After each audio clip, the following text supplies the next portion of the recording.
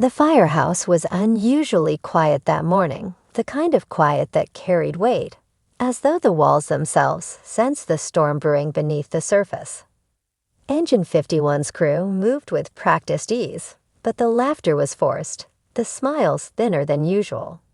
Kelly Severide stood at his locker, staring at the photo tucked into the corner of the mirror. It was a candid shot. Stella kid laughing, hair wind-blown, her hand clutching his. They looked happy, whole. It began a month earlier, in the middle of a brutal Chicago winter. A fire broke out in an abandoned warehouse on the south side, and 51 was called in. The structure was unstable, the fire spreading fast. Inside there were squatters, teenagers trying to stay warm. Kelly and Stella were the first in, moving with purpose, years of trust anchoring their movements. Left side, Stella called, her voice calm through the smoke. "I've got voices." "Go, I'll check the stairwell," Kelly replied, his axe in hand. They split off, just like they'd done 100 times before. That was the last moment of peace. The building collapsed without warning. Kelly heard the crack before he saw it, the groan of failing beams, the sound of the floor giving way. He shouted into his radio, kid, get out now." His breath caught in his throat. He charged forward through the smoke, ignoring Bowden's orders to pull back. When he reached the hallway Stella had entered, all he found was fire and rubble. It took the team nearly 30 minutes to dig her out. When they finally reached her, she was barely breathing, pinned beneath twisted steel and broken concrete.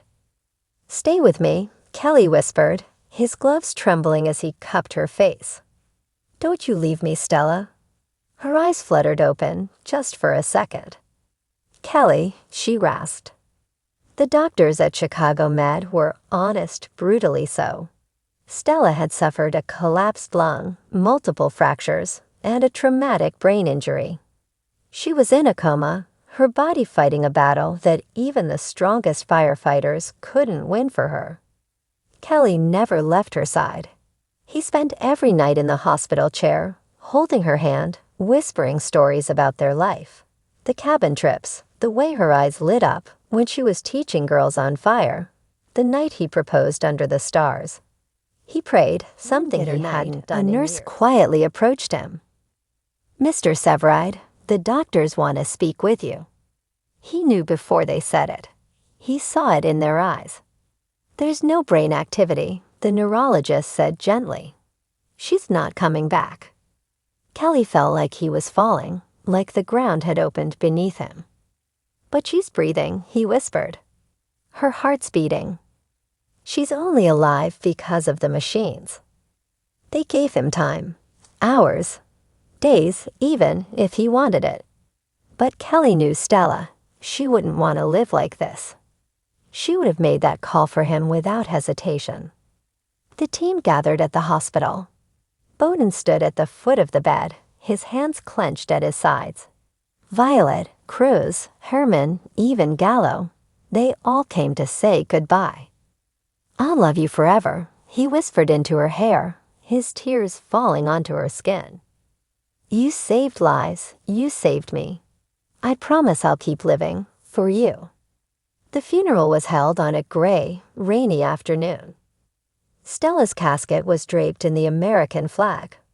Her helmet rested atop it, polished and proud. Kelly stood at the podium, wearing his dress blues, hands shaking as he spoke. Stella Kid wasn't just a firefighter. She was a leader, a warrior, a light in this city. And she was my heart. Every good thing in me was because of her. He paused, eyes sweeping over the sea of faces, blurred by his tears. She used to say, "We don't run from the fire, we run into it together." And now I run alone. The weeks after her death were the hardest. Kelly returned to Firehouse 51, but the light in his eyes was gone. He worked in silence, threw himself into every call, took every risk. Bowden worried. So did Cruz. But no one could reach him. It was a call in a rundown apartment. Another fire, another rescue. They pulled a young girl from the flames, barely 10 years old. As they loaded her into the ambulance, Kelly froze. She had the same curls as Stella, the same fire in her eyes. After that, something shifted. Kelly started showing up to the Girls on Fire program again. He gave speeches at schools. He repaired the old cabins Stella loved. He even spoke at a conference for trauma recovery, telling Stella's story to strangers who needed hope. But the ache never left. Some nights, he still woke up expecting to find her beside him. He'd reach out to touch her, only to find cold sheets. Her toothbrush remained in their apartment. Years later, Kelly stood at the lake where they had planned to get married. He scattered Stella's ashes into the wind, the sky painted in hues of orange and gold. "I kept my promise," he said, voice barely above a whisper. "I lived." But his heart still broke as the last of her drifted away into the breeze. Lieutenant Stella Kidd Severide, a true hero, forever in our hearts. Kelly walks by it every day. He touches it sometimes, a small gesture of connection. And though the city moves on, though new fires burn and new lives are saved, the space she left behind is never truly filled.